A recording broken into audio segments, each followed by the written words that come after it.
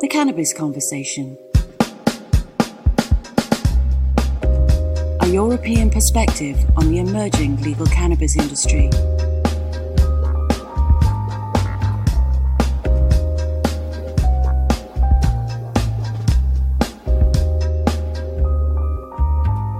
Welcome to the Cannabis Conversation with Anuj Desai, where I explore the new legal cannabis industry by speaking to the professionals that are helping to shape it. Apologies for not having an episode last week. It was a combination of business and pleasure. Business is that I'm working on a few different ventures, all very exciting. I'm hoping I can share with in the next few weeks. And the pleasure side of things was that the weather was very good, or at least very hot for at least a couple of days. So I took a few days off to relax. But we're back again, and we've got a great episode now with a guy called Henri Sant-Cassia, who is CEO and founder of CBD Virtue, a CBD business, but also got lots of other ventures in the cannabis space, and he's going to be giving us some insights into growth prospects in Europe and a bit of Asia as well. Enjoy. Today we've got Henri Sant-Cassia on the show. Henri is CEO and co-founder of CBD Virtue, and he's also the chairman of the Cannabinoid Trust, amongst a few other ventures that he's working on. And Henri's going to talk to us a bit about some insights into the CBD industry, both in the UK, Europe, and further afield as well. So welcome, Henri. How are you?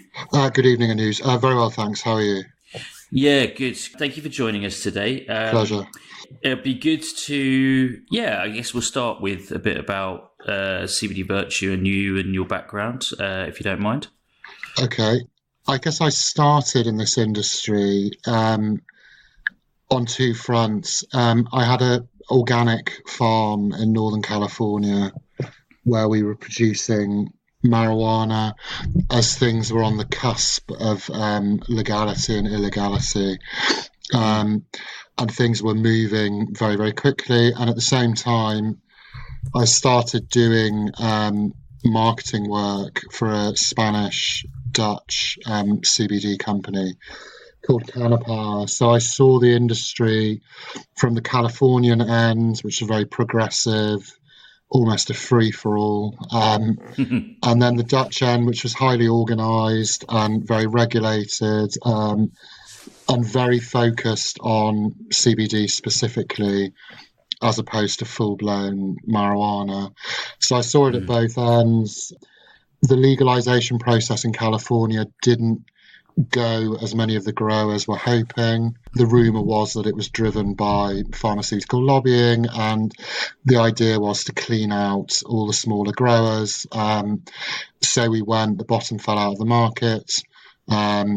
We sold the farm, and my first thought was I wanted to stay in the industry. So I came back to the UK. I've got an old friend who, Lee Burke, who's heavily involved in mental health, who'd also noticed CBD was kind of up and coming.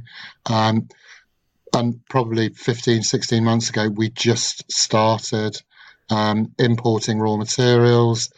We started experimenting with formulations, looking at the market, building a brand, and just jumped into it. At that stage, it was very, very early.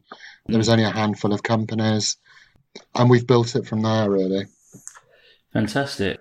CBD Virtue has a range of products, and you also do white label products for other businesses as well?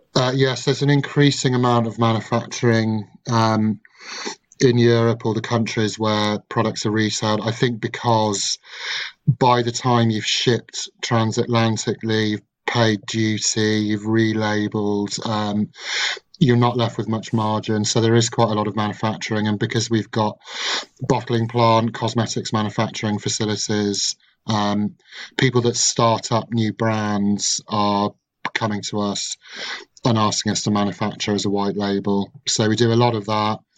We've got the standard kind of ranges of products, edibles, e-liquids, tinctures, and cosmetics.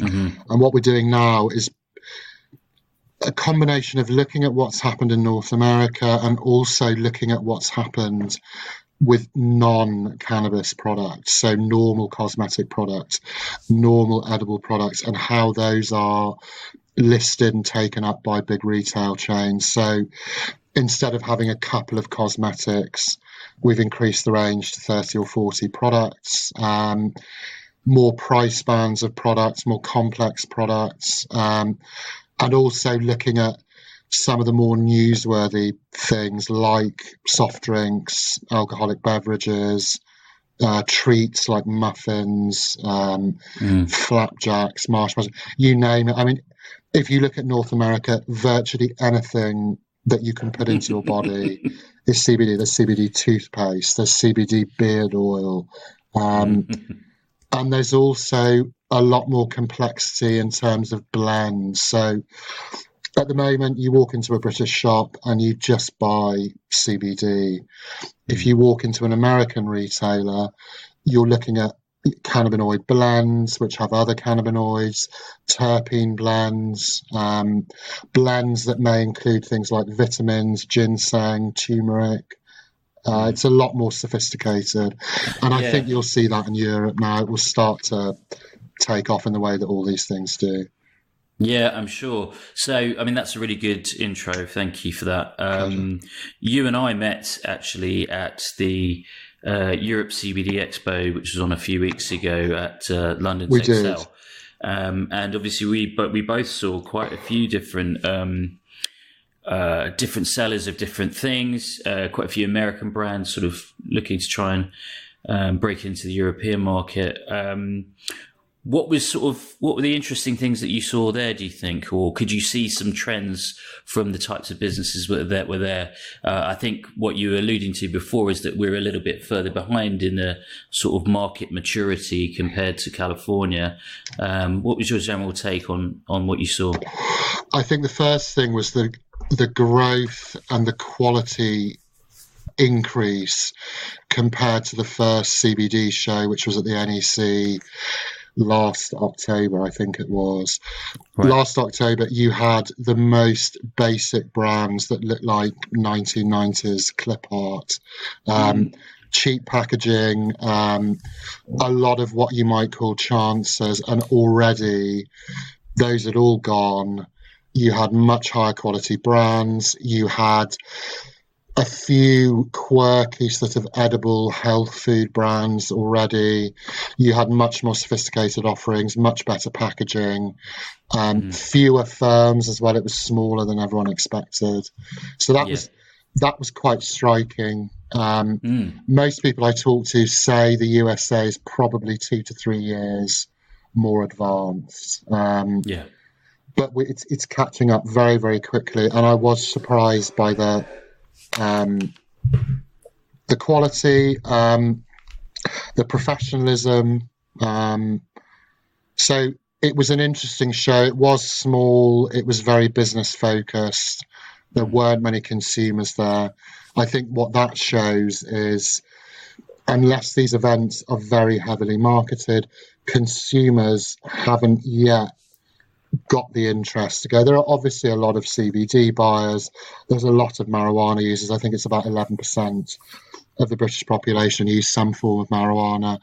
But what they're not doing is attending shows like they might attend a vape show or an American cannabis show. It hasn't, that sort of mass hysteria hasn't hit yet. Yeah, we had Sal Noble, who obviously put on that show. He was on as a guest a few weeks ago, and one of the things that he said was that, given that the consumers have very little knowledge of about what CBD is, being able to present it to someone is actually really kind of useful. But I guess in terms of getting punters and consumers in through the door, the challenges that exist for every business in this industry in terms of being able to advertise on social is probably a bit of a hindrance. It's a massive hindrance, and even when those social media bans or policies are lifted and things like television advertising, which has sort of started, it's going to be very expensive to reach consumers. And until the market size catches up with the cost of marketing, it's actually very tough out there. Given what's happened in technology, which has kind of slowed a bit, and the explosion in the market generally globally, there is a vast amount of untapped capital. You've got North American investors that are sitting on big gains, but their market's saturated.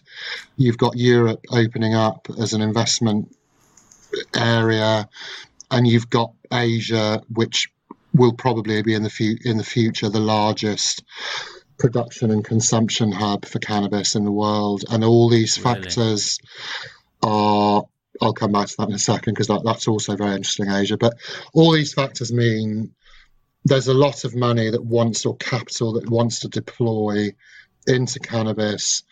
What a lot of these people don't want to do is take bets on single firms, because that's inherently risky. They also don't have the insight into the market because it's so new. It's not like oil and gas or biotech or something that's been established for a while. It's brand new. And because of that, I think a lot of larger investors want a fund structure to spread risk, to make sure they're exposed to more of a balance of companies and get that expertise behind their investment. So we've begun putting together a new cannabis and hemp fund called the Cannabis Fund. And we're looking at Europe and Asia as the growth markets. And that's why I think you'll see a lot of excitement over the next sort of 3 to 5 years as America and Canada mature. You've got other countries, Africa's going to be big, I think, in terms of production of biomass, South America, places like Colombia. There is a lot that's going to be done in other areas, but I think it's Europe and Asia that are going to really take the lead. That's really interesting. I mean, I've read a lot about Europe being the biggest market, but we haven't really heard much about Asia. Before we go on to that topic, in terms of the fund or just generally your insight, will those sort of will investment cover a wide range of businesses within cannabis, or are you thinking of certain areas that will be bigger than others? Oh no, wide range, definitely. If you segment the market, you've got things like biomass, genetics, extraction, manufacturing, retail, technology, things like AI to up the yield on grows, provenance technologies like Cobidol. There's a pretty wide spectrum, all the way down to things that Sal is involved in when he put that show on, which are sort of B2B services, banking, insurance.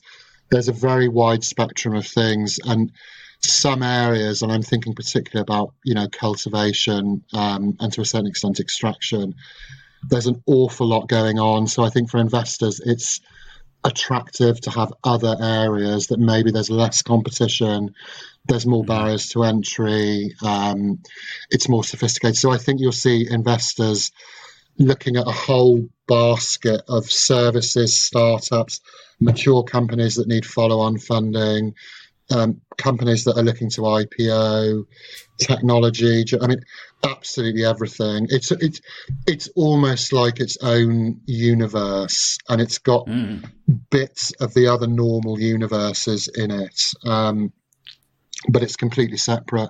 And I do think investors, from the conversations I've had, they do want that element of diversity. Yeah.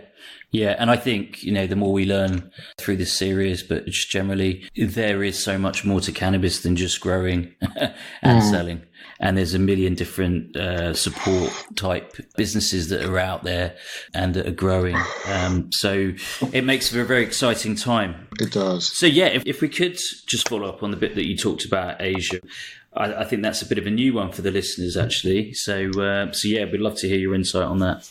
So the most obvious thing about Asia is the population size. China, 1.4 billion. India, very much a question mark. No one's really sure, but it's probably around a similar size if it hasn't already overtaken. You add in Indonesia with 300 plus million. You've got a vast population. You've got an increasingly wealthy middle and upper class in India and China. You've got a lot of wealth in Australia and New Zealand, which I've sort of bolted onto that. You've got, wealth hotspots like Singapore, Hong Kong. So as a market, it's vast. It's bigger than Europe. It's bigger than America in terms of size. And because of the speed of the economic growth there, it's rapidly catching up in terms of spending power. It's a very attractive market. Number one, it's a sort of bilateral market. So there's enormous scope for growing. China's already, I think, number 2 in terms of hemp output. There's a lot of agricultural land there. If you think in terms of palm oil and how that transformed whole swathes of the globe, and also if you add Russia into that, and just in terms of land mass, which is sort of partially Asiatic, there's a vast amount of growing. There's a huge population that want these innovative products. It's attractive because they're still at a stage where Western products have a special cachet to them. To say that you've got Swiss CBD or San Francisco cookies or, a German pharmaceutical product, that carries a very significant weight in terms of brand value.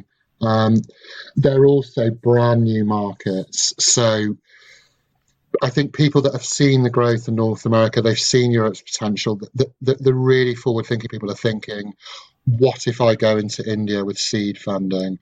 What if I can get a Japanese brand established or a South Korean retail chain? Because it's cheaper, there's vastly less competition, huge first mover advantage, and potentially it could dwarf everywhere else that you've got investments. It's a quirky area. There are various reasons why it lags behind in terms of cannabis, which on the face of it is surprising. India with Ayurvedic medicine, Chinese medicine, you've got cannabis use going back millennia there.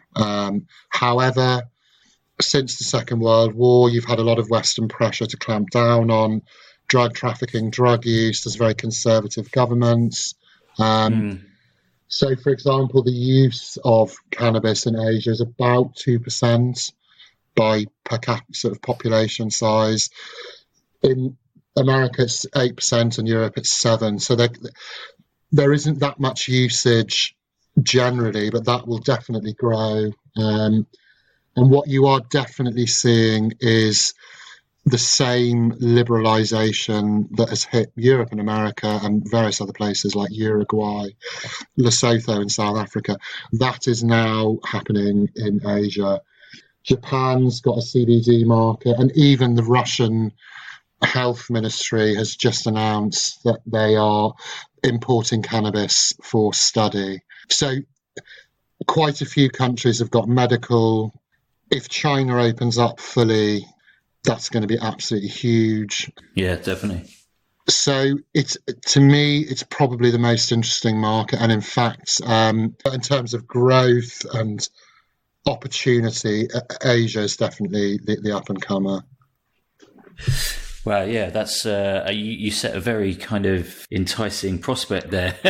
So everyone needs to get over to Asia and see what's going on. And that's really useful to hear that angle. Obviously, we're European focused on this podcast, but it's essential to know what else is going on in the world. So thank you for that. Oh, I agree. I think a lot of European countries have got to think beyond their domestic markets because there's so much capital in the space that it is apparent to anyone that's studied it in any depth that the next phase of the market's development is multinational companies.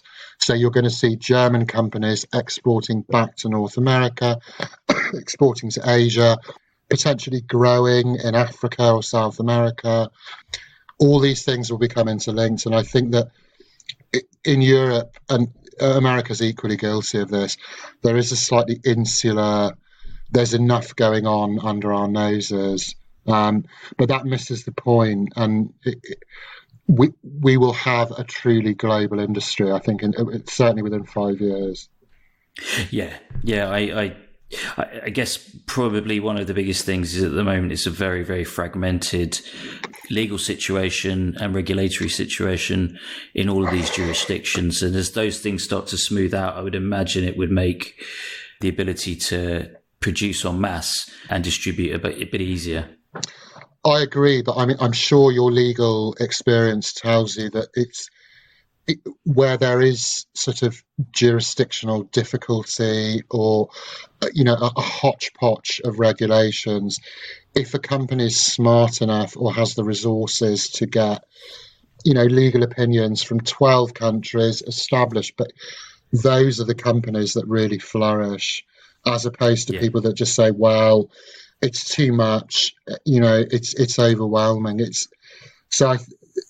I hear exactly what you're saying. It is a bit of a nightmare. Even moving stuff to Europe's difficult enough, let alone getting it into Saudi Arabia.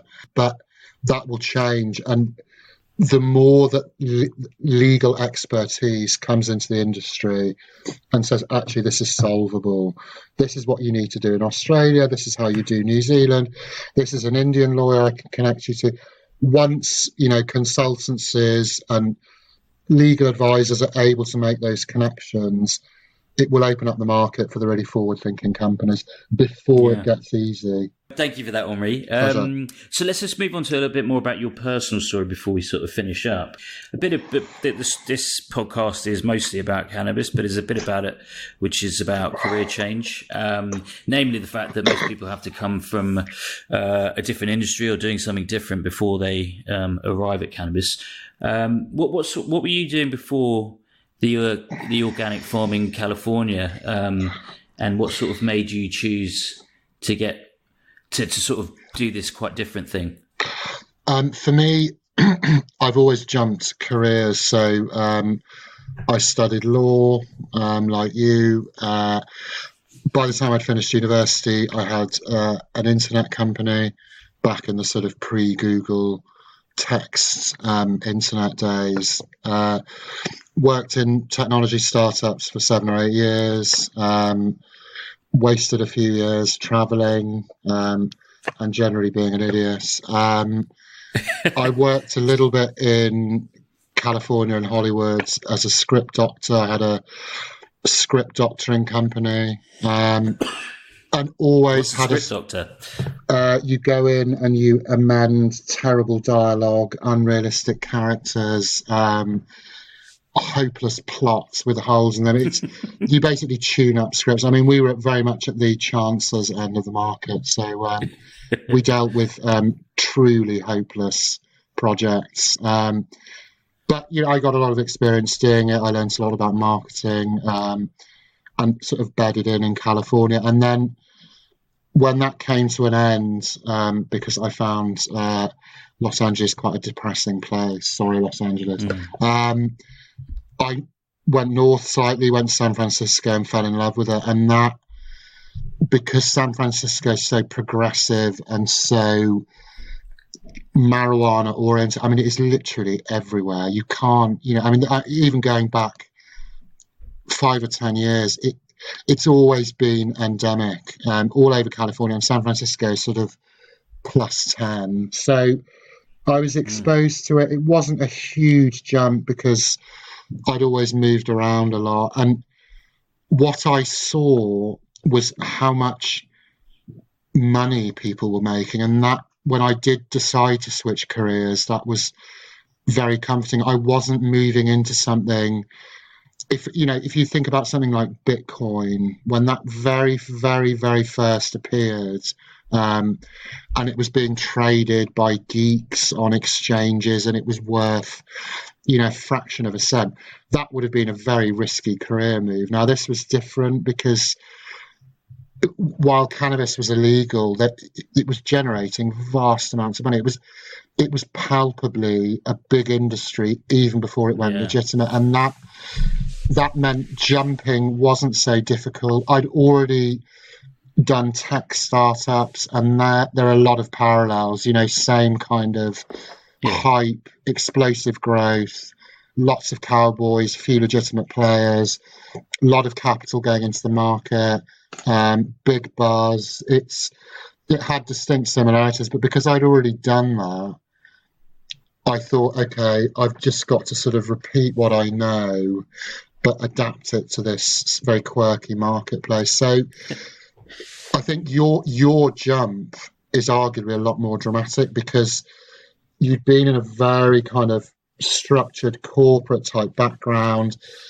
You jumped a very long way, whereas I was sort of hopping around already. So I think what you did was a lot braver. For me, it was more of a natural progression. Thank you. Well, let's see how it turns out. But yeah, no, it's I guess when you look at it, because I was talking about it with some other people, I think now certainly. I was talking to someone who's being advised, oh, this is going to ruin your career. Why are you doing this? You've got a great reputation. You're going to throw it away for all this. And I think it's gone so far past that now. It is a meaningful size market already, but will be a far, far bigger market. Yes. Yeah, in terms of bets, it feels like a less riskier one, although, there's still some risk involved. But yeah, I'll finish off with my customary last question, which is, what did your family say when you told them you were going to be working in cannabis? I come from a relatively conservative, sort of old money background, and I'm Maltese, and Malta had draconian drug laws for many years. Really sort of heavy penalties for even very minor cannabis possession, which is very different to the UK. I was surprised because they found out when I was in Malta with my extended family, and it turned out that my parents' generation, and they're in their 70s, people in Malta of that age and that conservative, very Catholic upbringing, very anti-drugs, were obtaining CBD already on the quiet. Really? To deal with age-related problems, arthritis, glaucoma, chronic pain, poor sleep. They'd already latched onto it, and I didn't actually have to sort of explain it and justify it and say, no, it's not cannabis, it's CBD. I didn't have to go through any of that because organically they'd already discovered it, and that really surprised me. Right. So it wasn't a huge. They didn't know I was growing in California, so hopefully they're not amongst your listeners, and that will be buried. Well, I was going to say, if they're listening, then you're rumbled, basically. That really interesting. Yeah, like, so you'd prepared yourself for a bit of a kind of not an argument, but some comeback, and they'd already been onto it. Yes, my preparation was I was going to stress. I'm setting up a medical company, a pharmacy, because I've got a medical background. So my father was a surgeon. So initially I was going to spin it that way, but there was absolutely no point in the end, really. So what did your parents say? Brilliant. They were a bit confused. They kind of said to me, I don't think you should bother with this. I think you should focus on the law. I told them after I'd started doing this podcast, actually, and I had to explain to them what a podcast was. But yet, I think when they realised how much research I'd done into it, and I'd been speaking to some sort of very smart people, they did sort of think, okay, there might be something here. I can't say they've really brought it up a lot since I told them, so maybe they're just waiting for me to, I don't know, hit the jackpot, and then they can start talking about it. But let's see. Yes, well, I'm sure you will. I think it's just a matter of time. Fingers crossed. Cool. Well, Henri, thank you so much for joining me on this week's show. We'd love to have you back again at some point. We've got a few other things to talk about, but in the meantime, I wish you well. Thank you very much, and thank you for having me. It's been a pleasure talking to you. No worries. Take care. Thanks for joining me for that episode. Henri's a great guy, very knowledgeable, and gave a very interesting perspective on the emerging Asian market, which I've certainly not read a huge amount about, but obviously it will be a big area of growth. So good to know about areas further afield than Europe and North America, which is probably getting the most amount of attention. I am still working on Product Earth, which, for those that don't know, is August 23rd to the 25th, Stony Park near Coventry. It's a festival meets expo, so cannabis and hemp businesses meeting festival goers who are into a bit of music and camping. So hopefully I'll see some of you there. As I mentioned, been very busy over the last few weeks. Post-corporate life is starting to work out, and there's lots of fun things going on, so I hope I'm able to talk about a few of those in the upcoming weeks. As ever, if you're enjoying the show, please subscribe, share. I'd love to get a bit of interaction as well, so if you yourself are interested in coming on the show, or if you know someone who you think would be a great guest, please feel free to drop me a line and let me know. Cool. Okay, until next week, please take care. Cheers.